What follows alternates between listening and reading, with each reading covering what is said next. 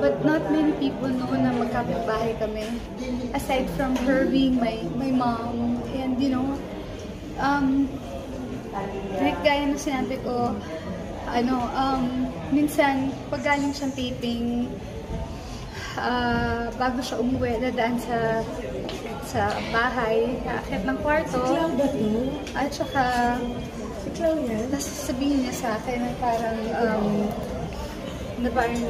namiss ka lang ni nanay. Kaya dumaan ako. Tapos kung may problema ako, tatakbo naman ako sa bahay niya. Especially nung bago akong nakabili ng trike, nabunggo ko pa yung kotse niya. Tapos, aakyat lang ako sa kwarto niya. Si Ate Remy yung kasambahay niya. Tapos, pasok lang ako, diretso ako sa kwarto niya. Tapos, tatabihan ko siya.